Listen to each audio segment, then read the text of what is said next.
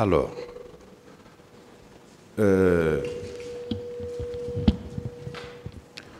confirmez-vous être lié à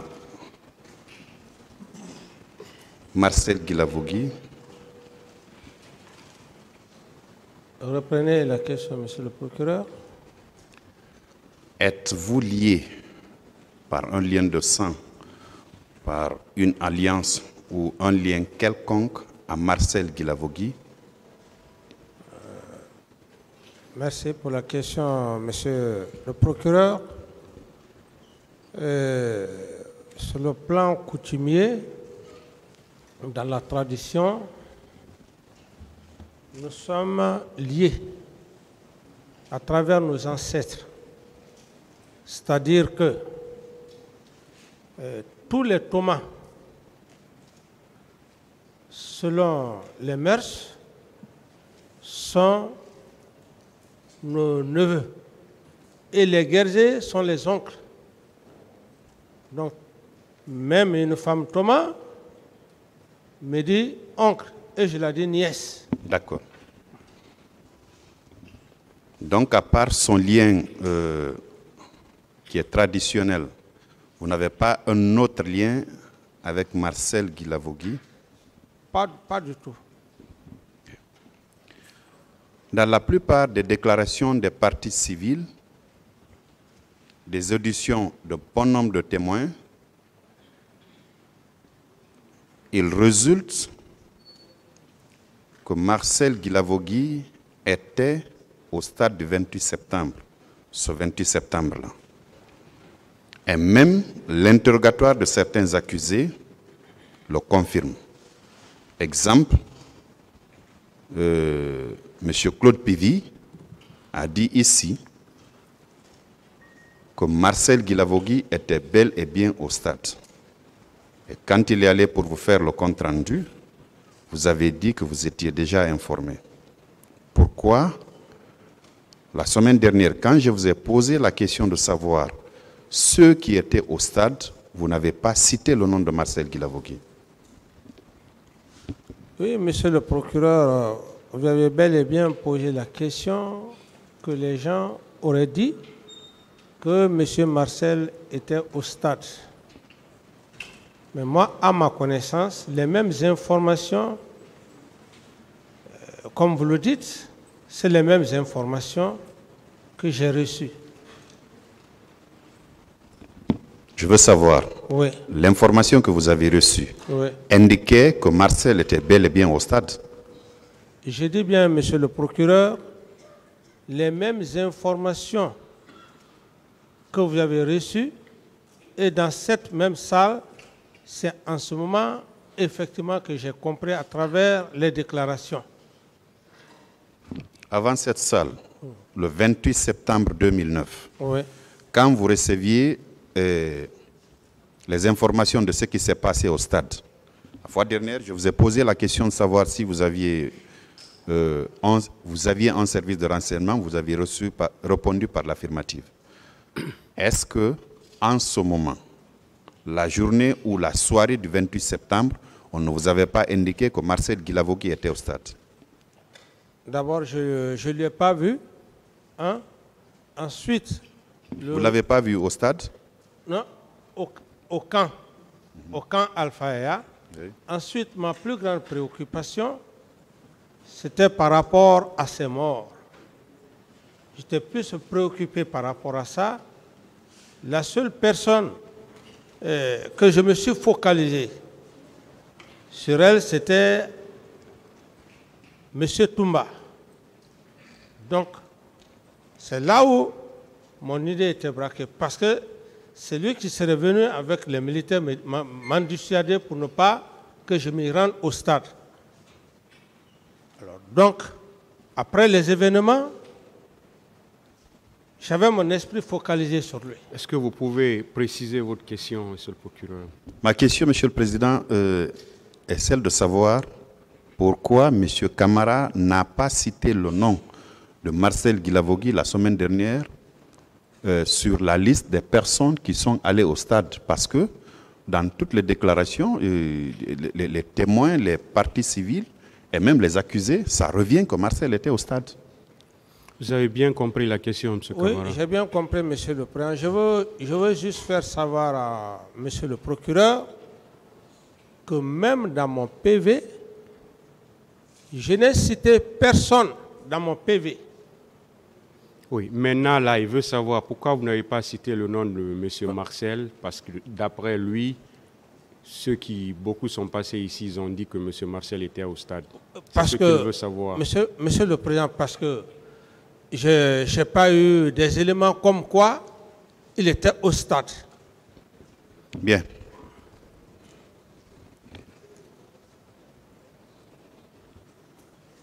Avez-vous connu M. Jean-Marie Doré? Parfaitement, oui.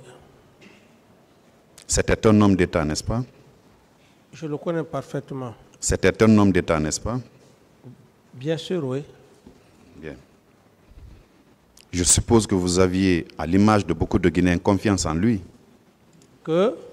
J'ai dit, je suppose qu'à l'image de beaucoup de Guinéens, vous aviez confiance en cet homme. Bon, la confiance, pas aussi de façon absolue. Pas aussi de façon absolue. Et surtout que nous sommes devant un tribunal criminel. Je ne peux pas d'emblée dire que j'ai une confiance absolue. C'est en fonction de la situation posée. Bien. Monsieur Jean-Marie Doré était au stade, Ouais. à l'instar de beaucoup d'autres leaders politiques. Il avait été entendu par le pool des juges d'instruction. Son audition, puisque c'est une partie civile, date du 4 avril 2011. Il était 10 heures quand il se présentait devant le pool des juges d'instruction. C'est la cote 964 pour vos conseils. Je vais vous lire ce que M. Jean-Marie avait dit en substance devant ces juges. À la page 2, il dit ceci.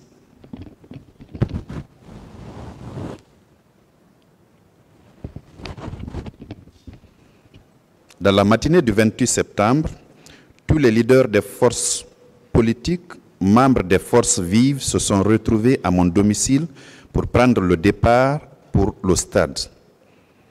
Mais avant leur arrivée, les chefs religieux avaient demandé à me rencontrer, notamment Monseigneur Gomez de l'église anglicane et l'imam ratib de la mosquée Faisal El Hadj Ibrahim Abba, pour qu'on trouve un moyen pour éviter l'affrontement, puisque eux aussi avaient appris que le président allait envoyer la troupe pour empêcher le rassemblement. Quelle est votre compréhension par rapport à cet extrait que je viens de vous lire?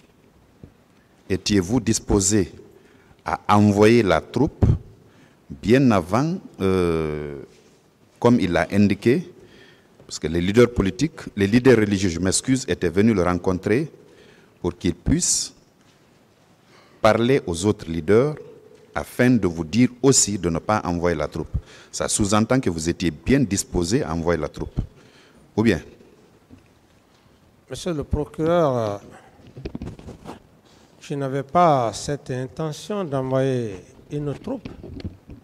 Du moment que le chef d'état-major général des armées avait déjà pris la décision, et sachant que la police et la gendarmerie ont cette mission régalienne, je n'avais aucune intention d'envoyer une quelconque troupe. Et je le dis précisément, peut-être si monsieur Jean-Marie Doré, paix à son âme, s'il a dit, Il a certainement imaginé. Il ne l'a pas imaginé, il tient cette déclaration-là des leaders religieux qui étaient venus le rencontrer et qui vous avez rencontré également. Oui, comme il dit qu'il était question que j'envoie des éléments. N'est-ce pas, monsieur le procureur? Qu'il était question que j'envoie des militaires. C'est la question. La troupe, il dit. La troupe. Bien sûr. Alors, je dis bien que si il a dit, paix à son âme, ça n'engage que sa pensée à l'époque. Parce qu'en matière de procédure pénale, criminelle, ce sont des faits. S'il le dit, s'il l'a dit, c'est en fonction de ses analyses que je ne peux pas m'y opposer. Mais dans la pratique, tel n'a pas été le cas. Je n'ai jamais envoyé des éléments au stade du 28 septembre, aucunement pas. Bien. Aviez-vous eu un entretien avec les leaders religieux, Monseigneur Gomez de l'église anglicane et l'imam de la grande mosquée Faisal, Elhadji Ibrahima Ba?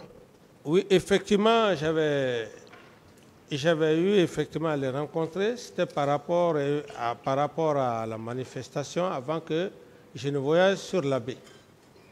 Et M. Jean-Marie Doré, à l'époque, paix à son âme, était le porte-parole. L'objectif de la rencontre avec les leaders religieux était de leur demander d'user de leur influence pour reporter la manifestation, n'est-ce pas? Oui, l'objectif était pour le report de la manifestation, la date, en fonction de la date historique qui était déjà là. C'était l'objectif, ce n'était pas pour l'annulation de la manifestation, mais c'était par rapport à un report. Bien. Puisqu'ils ne sont pas parvenus et ils vous ont rencontré, ils ont rencontré le représentant des forces vives de la nation, celui qui parlait à leur nom à l'époque, M. Jean-Marie Doré. Ils n'ont pas trouvé quasiment un écho favorable par rapport au report. Alors, le meeting a eu lieu. Il y a une descente des forces de l'ordre qui étaient sous votre autorité et sous votre contrôle. Et le carnage a eu lieu. Est-ce que vous ne pensez pas, en votre qualité de président à l'époque, président de la transition, président du CNDD, chef de l'État, commandant en chef des forces armées, est-ce que vous ne pensez pas que vous devriez user de tous les pouvoirs que vous aviez en ce moment, ne serait-ce que pour arrêter le carnage dans un premier temps, ensuite faire en sorte que ceux qui se sont rendus au stade soient interpellés, mis à la disposition de la justice? Bon, bien que les questions sont successives, mais je vais répondre à la première question. Bien. Monsieur le procureur, imaginez dans le contexte réel même, le contexte réel. Et je ne voudrais pas trop m'appesantir sur le cas de M. Toumba. Ça risque d'être un peu quelque chose de rhétorique. Mais lorsque ton aide de camp vient te dissuader avec certains militaires, vous vous retrouvez dans votre bureau. Et par après que vous apprenez que ce même aide de camp s'est rendu au stade, par quelle bague magique pouvez-vous empêcher un tel départ ou un tel mouvement? Ça, c'est la première question. La première réponse par rapport à votre question, monsieur le procureur, c'est vous dire qu'aucun homme, à moins que l'on soit Dieu, pour le savoir. Vous êtes là. un monsieur vous dissuade, vous rentrez dans votre bureau. C'est dans le même bureau que vous restez, vous apprenez qu'il est au stade. Monsieur le procureur. Est-ce que là, même si vous êtes commandant en chef des forces armées, j'estime que cet acte, personnellement moi, et cet acte, aucun homme ne peut maîtriser cet acte. Donc en somme, vous n'avez rien fait? Non, pas que je n'ai rien fait, mais je dis bien, monsieur le procureur, je dis bien, lorsque ton aide de camp vient te dissuader. Oui, j'ai compris tout ça. Ouais. La finalité, c'est que vous n'avez rien fait, monsieur Camara. Non, dire que je n'ai rien fait, ça suppose que je pouvais faire quelque chose, mais je n'ai rien fait. Oui, c'est ce que vous avez fait concrètement pour arrêter le carnage, c'est ce que je veux savoir. Arrêter le carnage? Bien sûr. Mais le carnage était déjà effectué, monsieur le procureur. Le carnage ne s'est pas effectué seulement au petit matin, monsieur Camara. Quand vous aviez l'information, les gens étaient en train de tirer. Et les heures qui ont suivi, les tirs ont continué. À partir du moment où vous avez reçu l'information, qu'avez-vous concrètement fait? La question est bienvenue, monsieur le procureur. La question est claire. C'est-à-dire que,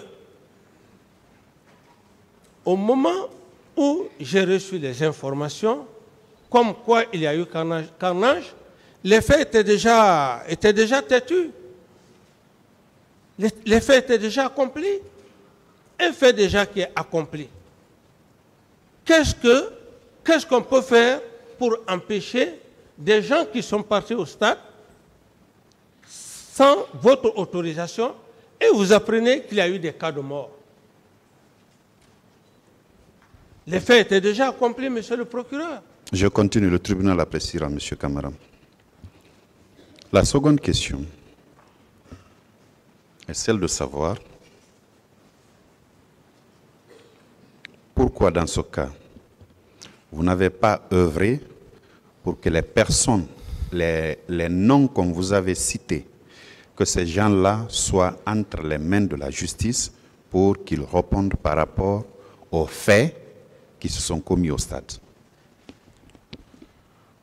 D'abord, quand les faits se sont produits, la première réaction que j'ai eu à faire dans mon bureau, j'ai vivement réagi en disant que c'est une trahison et que mon aide de camp ne pouvait pas me dissuader par après qu'il se retrouve au stade.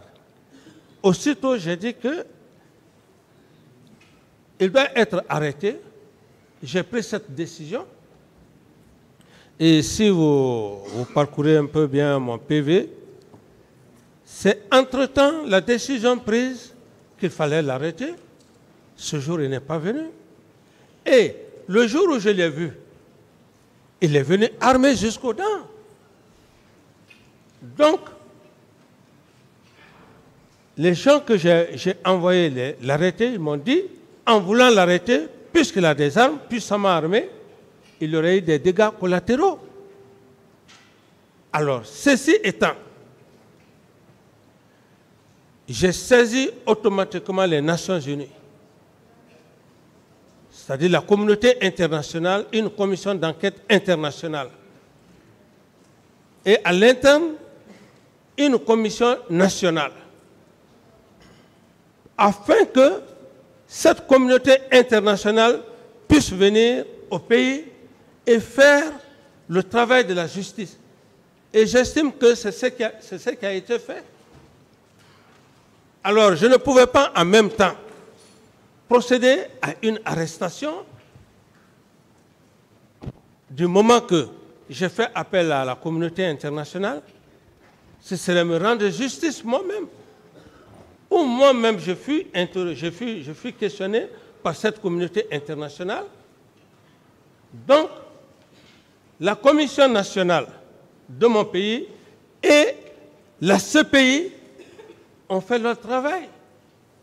Je pense que c'était la meilleure façon vraiment de procéder à une enquête et afin qu'il y ait une solution et qu'il y ait des coupables. Bien. Je suis satisfait par rapport à cette question.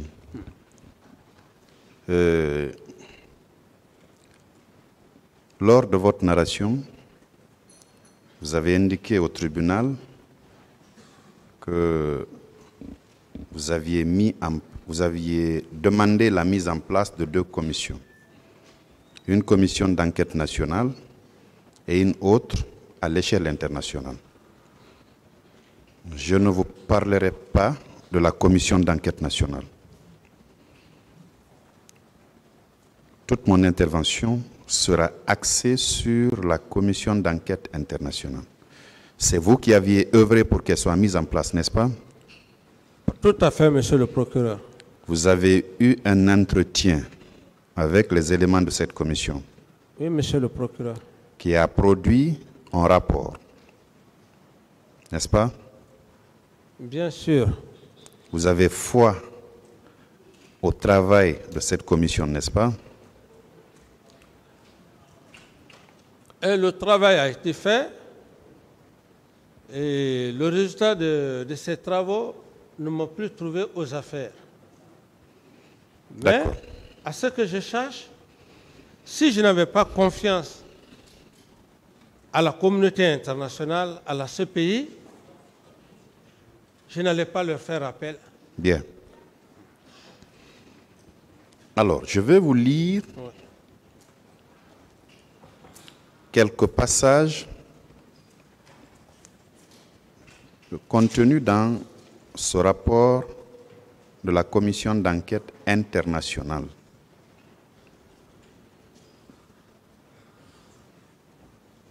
À la page 48, au 2e paragraphe, la commission dit ceci. Le lendemain des événements du stade, le président a déclaré en public: l'aspect le plus choquant est que j'ai essayé de moraliser et de sensibiliser les leaders politiques, leur disant qu'il y a eu des cas similaires dans le passé et que je ne veux pas que la même chose se reproduise. À plusieurs reprises, le président a attribué, la responsabilité des événements aux leaders politiques qui ont organisé une manifestation subversive, préméditée ou une insurrection. Il a déclaré que les leaders politiques étaient responsables d'avoir envoyé les enfants des autres à l'abattoir. C'est comme ça que ce extrait-là résulte bien de votre entretien avec les membres de la commission, n'est-ce pas? Oui, cet extrait. Mais il faut se dire la vérité, monsieur le procureur. Ça résulte bien de votre entretien. Non, suivez-moi, monsieur le procureur. Je vous suis. Je vais vous poser une question. Il faut se dire la vérité dans ce pays. On ne doit pas avoir la peur dans le ventre, autrement ce pays ne va jamais s'avancer. Ce que j'ai dit, c'est clair. J'ai bel et bien dit qu'on a eu des cas similaires. Et c'est ce qui fait que le pays est toujours instable. Je l'ai dit. Jusqu'à nouvel ordre. Je réitère ce langage. Et par la manipulation aussi des hommes assoiffés du pouvoir. D'accord. Qu'avez-vous voulu dire en employant les expressions que les leaders politiques ont envoyé les enfants des autres à l'abattoir? Qu'avez-vous voulu dire? J'ai voulu dire simplement que toutes les fois qu'il y a des marches, c'est les pauvres citoyens innocents qui perdent leur vie. N'est-ce pas que c'est... Autrement, ça veut dire que ceux qui étaient au stade étaient prédisposés à tirer. Ceux qui étaient au stade, je n'étais pas au stade, monsieur le procureur. Je ne dis pas que vous étiez là, monsieur Camara. Je dis, vous avez dit que les leaders politiques ont envoyé les enfants des autres à l'abattoir. Est-ce que ça ne voudrait pas dire que ceux qui étaient allés pour empêcher la manifestation, eh bien, étaient autorisés à tirer d'avance?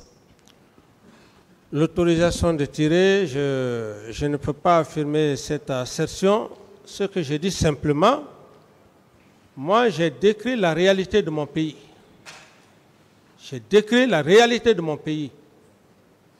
Et je réitère, j'ai décrit la réalité de mon pays. Maintenant que la CPI prenne un aspect négatif ou positif, c'est de leur droit.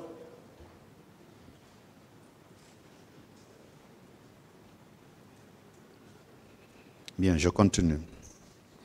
Dans le même paragraphe, il est dit ceci. Que le président a déclaré à la commission que les leaders politiques avaient déjà vu la réaction de l'armée en 2007 et que, par conséquent, il savait que cette armée allait répondre. Il savait que cette armée allait répondre.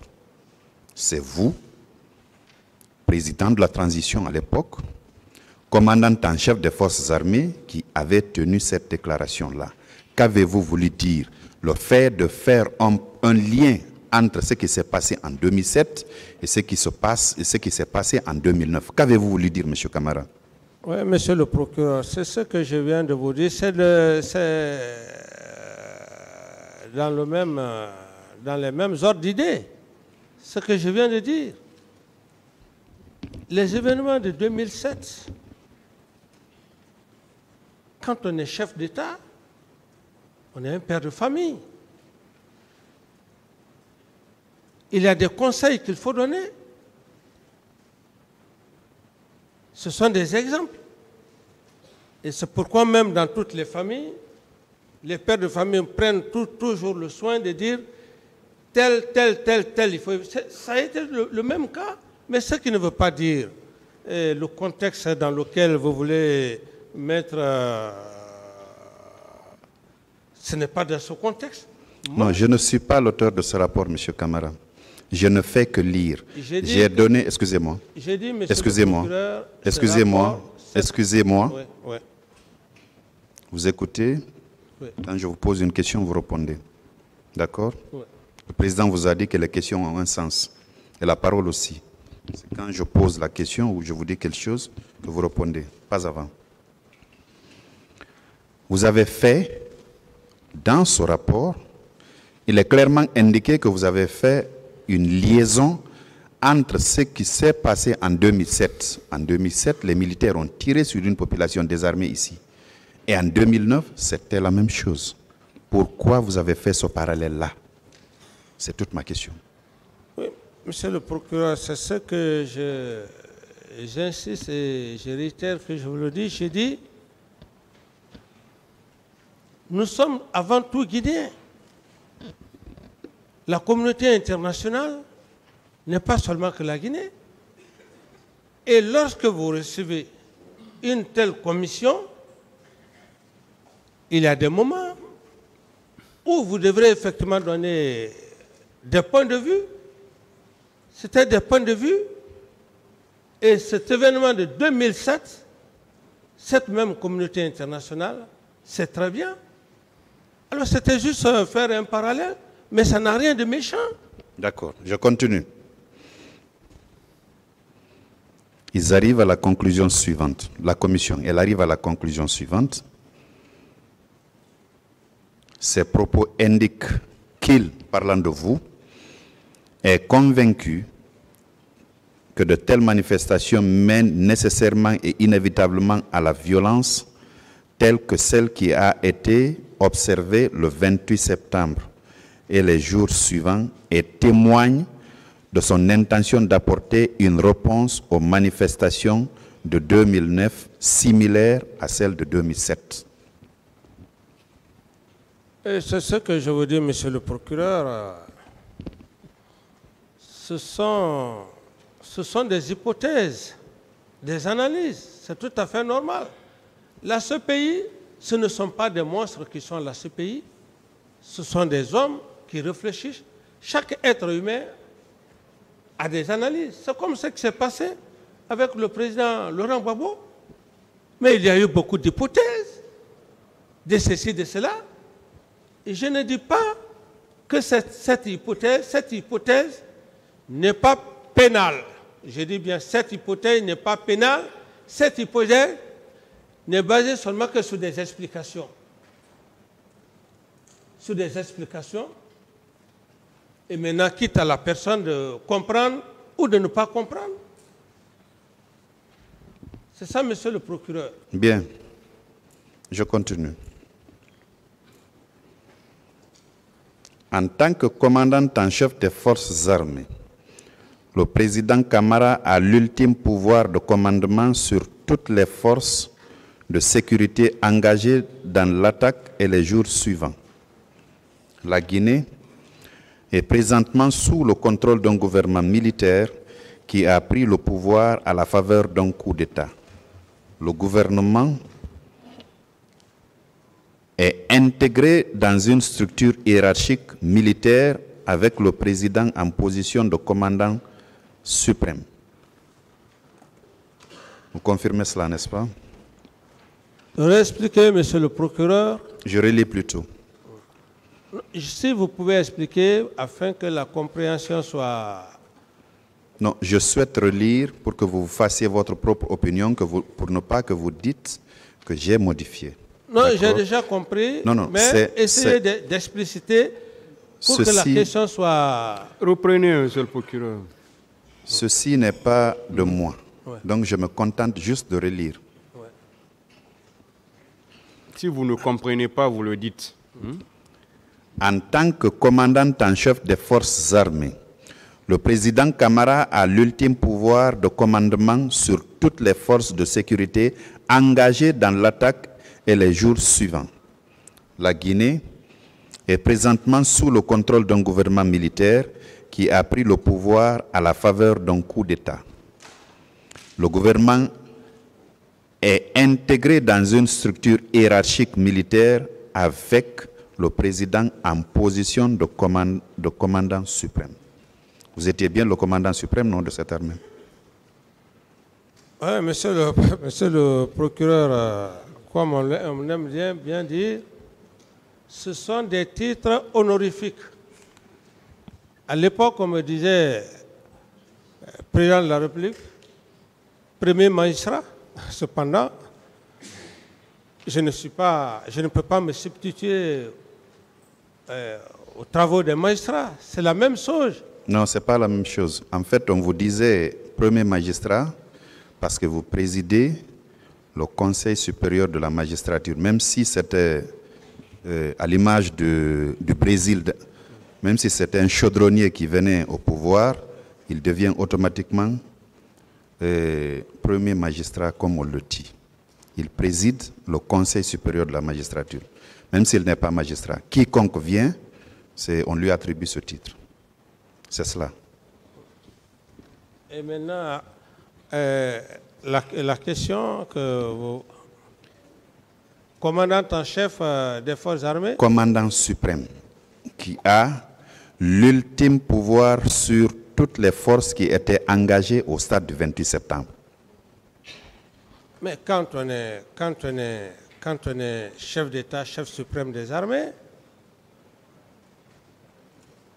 on est le chef des armées. On ne doit pas fuir sa responsabilité, mais le chef de l'État délègue ses pouvoirs. En ma qualité de chef d'État, commandant en chef des forces armées suprêmes à l'époque, j'avais un ministre de la Défense, j'avais un directeur, un ministre de la Sécurité, un chef d'état-major de la gendarmerie. Que vous aviez nommé, n'est-ce pas? que j'ai bel et bien nommé, monsieur. qui était sous votre autorité, n'est-ce pas? Bien sûr, monsieur. Qui vous rendait compte, n'est-ce pas? Dans le cadre du 28 septembre? Non, je ne parle pas de ce cadre seulement. Toutes ces hiérarchies militaires et policières que vous avez citées, et gendarmes, en fait, c'est vous qui les avez nommées. Oui. Ils vous rendaient compte, n'est-ce pas? Ils rendaient compte à leur chef hiérarchique, le ministre de la Défense nationale, d'ailleurs qui à son tour a l'obligation de vous rendre compte, n'est-ce pas? Vous dites, monsieur le procureur? Vous dites qu'ils rendaient compte au ministre de la Défense, qui était leur supérieur, qui à son tour vous rendait compte, n'est-ce pas? Oui. Très bien. Est-ce que il ne prenait pas aussi certaines directives à partir de la présidence? Est-ce qu'il prenait certaines directives à partir de la présidence? Le ministre de la Défense? Oui. Monsieur le procureur, je ne vais pas en abuser de ce que j'ai eu à dire. Tout le monde m'a vu avec le général Sekouba. J'ai partagé le pouvoir comme un plat de riz avec le général Sekouba à part égale. À part égale. Tous les Guinéens peuvent me témoigner. À part égale. Et ce que le représentant du ministère public demande, c'est est-ce que le ministre de la Défense prenait certaines directives auprès de vous, chef de l'État? C'est ce qu'il veut savoir. C'est-à-dire qu'il me demandait des décisions? Oui. Bien sûr. Bien. Alors, il vous souviendra qu'après ces événements-là, vous avez fait des déclarations publiques. Autrement, vous avez accordé des interviews. Je m'intéresse à certaines des déclarations que vous avez eu à faire.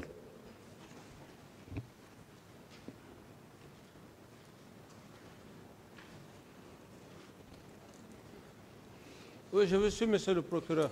Non, mettez-vous à Non, je l'aise. vous suis, monsieur le procureur. Finissez de boire.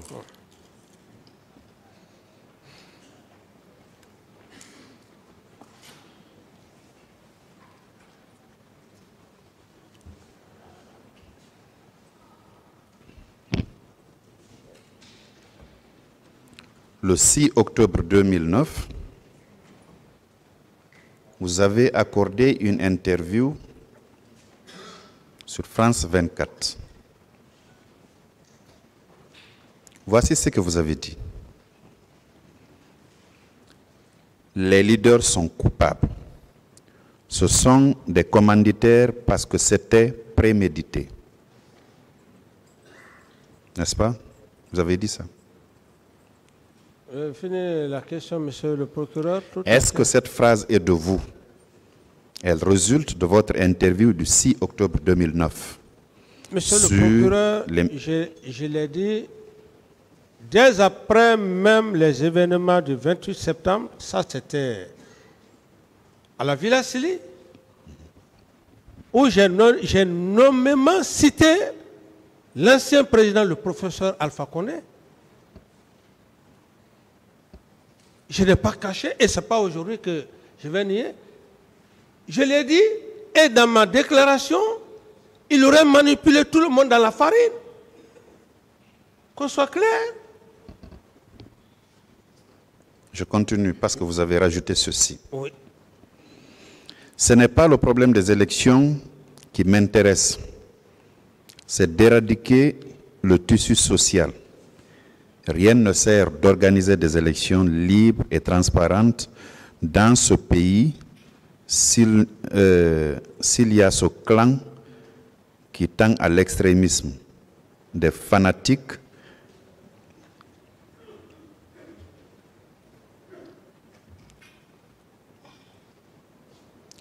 qui sont là avec des voiles noirs, des extrémistes purs et simples qui ont toujours secoué le régime de Lansana Conté. Leur stratégie, c'est de conduire cette marée humaine pour qu'il y ait accrochage entre la République et les sympathisants, pour que la communauté internationale puisse aujourd'hui parler de problèmes de décès. Oui, je réitère, monsieur le procureur, et je réitère parce qu'il faut dire les mots de la Guinée pour que ce pays-là puisse avancer. Bien. Je réitère, monsieur le procureur, je réitère. Quand vous dites que les leaders sont coupables, c'est à l'issue d'une enquête ou bien ça relève de votre compréhension à vous seul pour indiquer qu'ils sont coupables, sans la moindre enquête, parce que nous étions le 9 octobre. Oui. Si je dis les leaders sont coupables, parce que, quelque part, comme j'aime bien dire, ma première déclaration après les événements du 28 septembre, j'ai été très clair. J'ai été très clair, monsieur le procureur. J'ai dit le professeur Alpha Condé a joué, il a roulé tout le monde.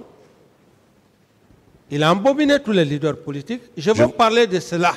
Je voulais dire, ne pensez-vous pas, au lieu d'incriminer ces leaders qui n'ont fait qu'appeler une manifestation pacifique, qu'il fallait beaucoup plus rendre cette responsabilité-là aux agents de force de l'ordre qui ont tiré sur cette population non armée. Vous avez inversé, vous dites que carrément les leaders sont coupables, sans la moindre enquête, alors que ces leaders-là n'ont fait qu'appeler leurs sympathisants au stade. Ils étaient sans armes. Et ceux qui ont tiré, c'était les hommes qui étaient sous votre responsabilité, sous votre commandement. Donc, s'il y a responsabilité, est-ce que vous ne pensez pas qu'il fallait beaucoup plus dire que les hommes, vos hommes, sont responsables, au lieu de dire que les leaders sont responsables, alors que, quand il y a une manifestation, les agents de force de l'ordre ont l'obligation d'encadrer la manifestation pour ne pas que des choses comme ça arrivent. Oui, monsieur le procureur, je ne sais pas comment est-ce que je peux expliquer ça. J'ai à la fois parlé le cas des leaders politiques et j'en ai aussi parlé à la fois au cas de ceux-là qui sont partis au stade. Donc, je parlais de deux côtés. Et si vous remarquez mes premières interviews, parce que c'est extrêmement important, mes premières interviews, c'est comme si c'est Dieu qui m'inspirait. Je dis ce qui vient de se passer, ça a été fait de nature qu'à l'avenir, s'il y a un jugement, que le professeur Alpha puisse ne pas être là. Je l'ai dit, et c'est ça aujourd'hui qui est là. Donc, ce que j'ai dit, du côté des leaders politiques, en particulier, le professeur Alpha Condé, je le dis et je réitère, je n'ai peur que de Dieu. Je n'ai peur que de Dieu. Le côté des militaires, j'étais déjà engagé dans ça. J'ai attaqué une partie comme j'ai attaqué le côté des militaires. C'est pourquoi même, quelque part, et lorsque je me suis abattu sur le cas de Toumba, j'en ai parlé. Je veux dire quoi, monsieur le procureur? Aujourd'hui, nous sommes devant un tribunal criminel. Et je le dis, on est tous appelés un jour à être rappelés. J'insiste et je réitère. Ces événements du 28 septembre, même ceux qui sont à l'école primaire, tout le monde sait. Ça a été quelque chose de savamment orchestré par le professeur Alpha Condé. D'autres questions? Merci, Monsieur le Président.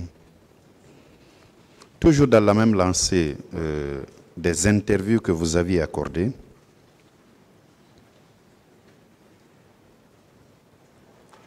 le 9 octobre 2009, vous avez accordé une interview à Télé Sud où vous avez tenu les déclarations suivantes. Je suis désolé parce que ces hommes, avec leur système machiavélique, ils ont causé quelque chose. Ils ont mobilisé la masse, ces hommes ont brûlé des véhicules, ils se sont saisis d'armes de guerre, on parle de marche de la démocratie. Ils se sont saisis des armes de guerre pour se rendre à quelques 8 kilomètres. Ça veut dire que c'était prémédité. Pourquoi se saisir des armes de guerre pour une réclamation au stade du 28 septembre qui était interdite parce qu'on avait un match avec le Burkina Faso? Vous avez rajouté, à partir de cet instant, tout le reste était inévitable. Oui, monsieur le procureur, je ne sais pas comment est-ce que je pourrais... C'est le dernier volet de la lecture que je viens de faire. Cette partie, je confirme, et c'est pourquoi je dis et je réitère. Bien, puisque vous confirmez. Je dis clairement. Puisque vous confirmez, quand vous dites, à partir de cet instant, tout le reste était inévitable, est-ce que ça veut dire que vous étiez déjà informé que les agents des forces de l'ordre allaient tirer sur la population civile désarmée? Non, je veux juste... c'est une analyse. Oui, cette analyse-là, au bout, ça veut dire qu'en réalité, les forces de l'ordre étaient prédisposées à tirer sur cette population désarmée. Par rapport à cette déclaration que je venais de faire, c'était après le 28 septembre. Et après le 28 septembre, ce que j'ai dit, c'était ça.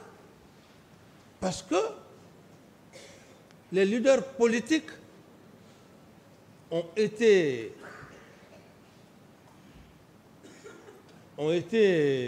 embobinés.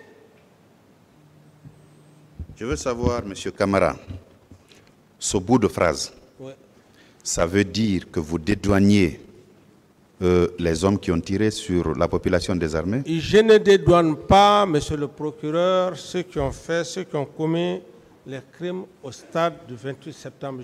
J'ai voulu juste faire des parallèles. C'est-à-dire, du côté de ceux-là qui ont procédé à la marche et dont la marche n'a pas été gérée comme ça se devait. J'étais dans l'optique de ressortir cet aspect, ce qui ne veut pas dire que j'étais là pour dédouaner les hommes qui ont fait le massacre. Et encore mieux, ces hommes qui ont commis ces massacres, je n'étais pas prêt à les dédouaner. C'est juste une liste. C'est juste un compte rendu que j'ai eu. C'est ce compte rendu que j'étais en train de livrer à la population, la façon dont la masse a été menée et à travers les commissariats. C'était juste ça. Ce qui ne veut pas dire que c'est une façon de défendre qui que ce soit. Non, monsieur le procureur. D'accord. Si ce n'était pas une façon de défendre qui que ce soit, vous parliez constamment du commissariat qui a été saccagé, des armes qui ont été dérobées là, mais vous parliez moins des morts, vous parliez moins de ceux qui sont violés, alors que c'était votre population. Ces armes-là, ce commissariat-là, on pouvait tout reconstruire, on pouvait acheter des armes, mais c'est vite perdu. Est-ce qu'on pouvait remplacer là? C'est non, M. Camara. Je n'ai pas bien compris, monsieur le procureur. Je dis, oui, dans vos déclarations passées, oui, vous faisiez allusion de l'attitude des manifestants, oui, qui sont allés s'en prendre, selon vous, au commissariat où ils auraient pris des armes de guerre, comme vous le dites. Oui. Or, ça c'était un fait. Il y a aussi Ces milliers-là, ces populations sur lesquelles on a tiré à bout portant, ces femmes qu'on a violées, ces familles qu'on a endeuillées, vous n'en parliez pas du tout ou vous en parliez moins. Vous étiez pourtant le père de la nation guinéenne en ce moment. Je comprends votre question, mais...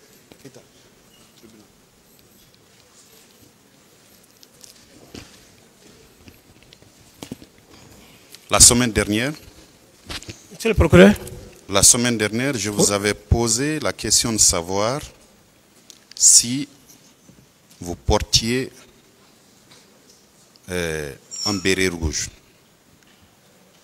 Je vous avais même dit qu'après le 3 décembre, si vous vous souvenez avoir croisé une recrue qui vous a vu dans votre tenue de gendarme, qui s'est exclamé tout en vous demandant si vous étiez gendarme. Je vous ai indiqué qu'en réalité, visiblement, ce dernier ne vous avait jamais vu en tenue de gendarme. La photo que je viens de vous donner, est-ce sur cette photo, c'est bien vous en tenue de béret rouge? cette photo, ce n'est pas ma photo. Ce n'est pas la vôtre. Ce n'est pas ma photo. Bien.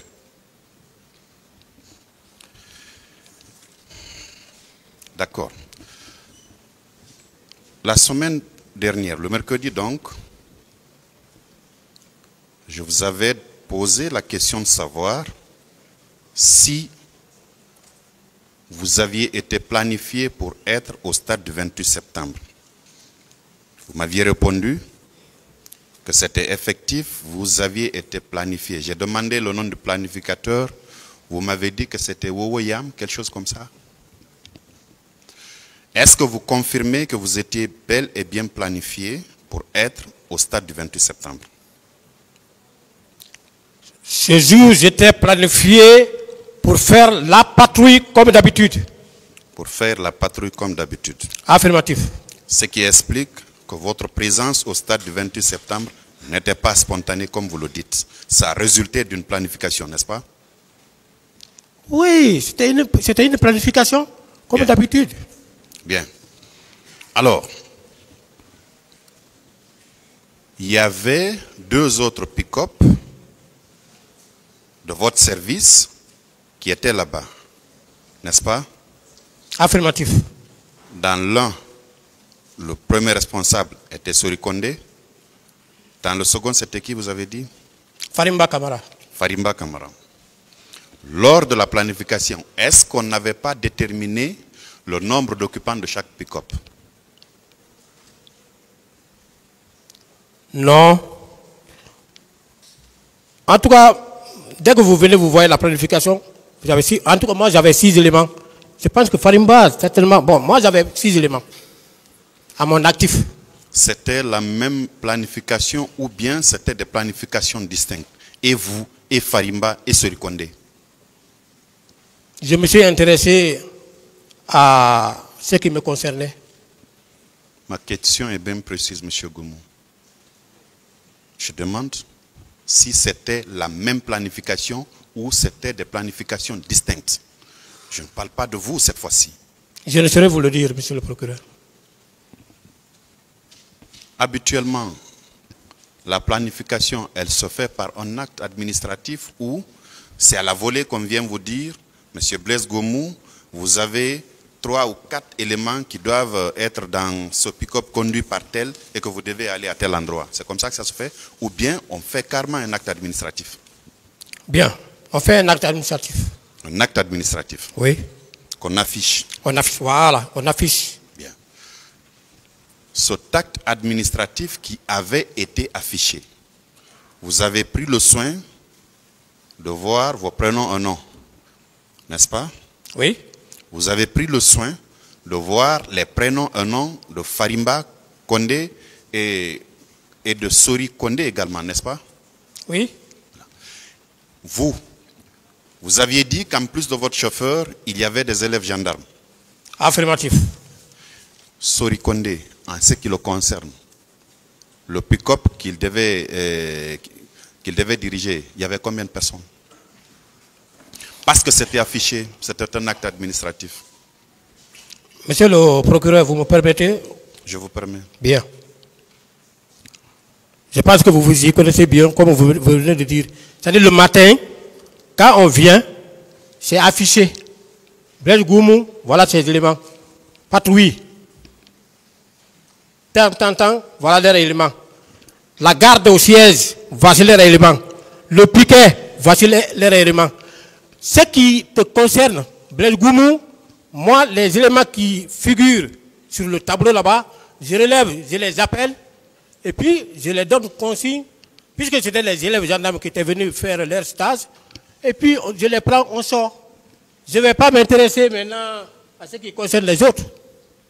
Non. Sauf que ce jour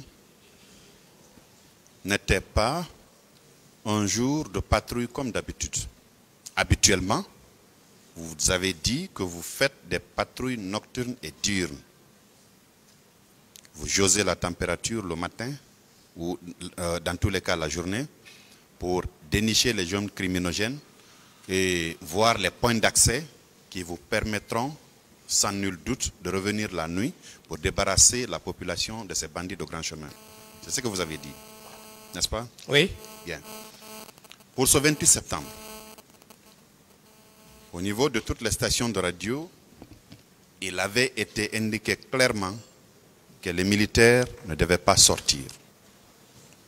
Le service de maintien de l'ordre devait être assuré par la police et la gendarmerie.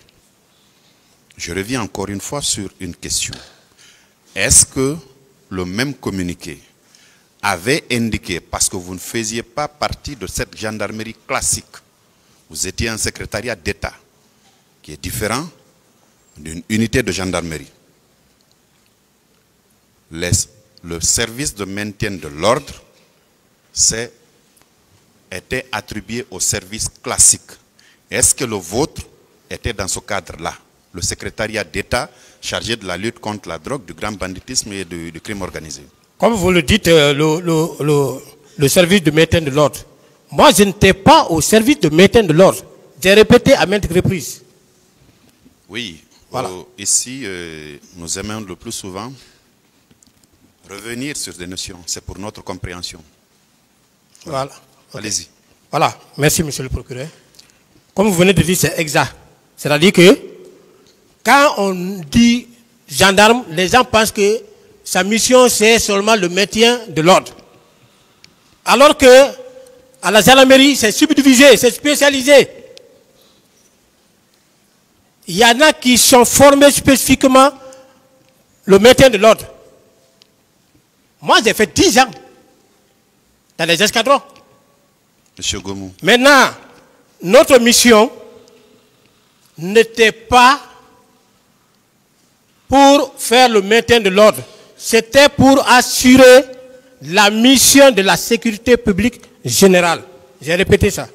Le communiqué, l'état-major général des armées avait indiqué que votre service devait faire partie des services de maintien de l'ordre ou pas. Le communiqué a dit, excepté la gendarmerie. Quand le communiqué indique excepté la gendarmerie, j'entends la gendarmerie classique, pas le secrétariat d'État donc. Bon, je ne sais pas qu'est-ce que vous appelez gendarmerie classique. Vous le savez, monsieur, vous êtes gendarme. Parce que, oui. Vous êtes gendarme. Je suis gendarme.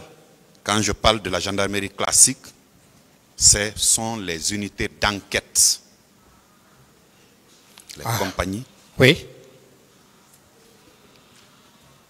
Qui sont différents du secrétariat d'État. Ma question, c'est de savoir si votre service était bien indiqué par le communiqué ou pas. Le communiqué n'a pas parlé exclusivement des services spéciaux, mais nous, notre service, c'est un service d'enquête, comme vous venez de dire. C'est un service d'enquête. Et tous les, monsieur le procureur, tous les jours que vous voyez, nous sortions Il n'y a pas dit, comme il y a manifestation aujourd'hui, on ne doit pas sortir. C'était une mission consacrée. Tous les jours, nous le faisions. Si ça coïncide à une manifestation, pour cette manifestation-là, nous faisions comme on a l'habitude de faire par rapport aux autres manifestations qui ont précédé le 28 septembre, monsieur le procureur. Ce 28 septembre, oui. Est-ce que, après la survenance des événements, et vous, et votre chef, et deux autres gendarmes étaient au stade du 28 septembre? Est-ce que, après la survenance des événements, vous avez eu à produire ne serait-ce qu'un rapport pour indiquer ce que vous avez vu et ce que vous avez vécu? Bon, moi, j'ai rendu compte verbalement à mon chef hiérarchique. Deuxièmement, le ministre Thiebro, lui-même, il est venu là-bas, il a joué un rôle qu'il vous a expliqué ici. Je ne pouvais rien produire. J'ai fait un compte rendu. Le service a fait un rapport ou non? Je n'en sais rien. Vous n'en savez rien? Non, monsieur le procureur, en toute sincérité. Monsieur le Président, nous pensons avoir fini pour le moment. Nous vous remercions. La partie civile, les questions.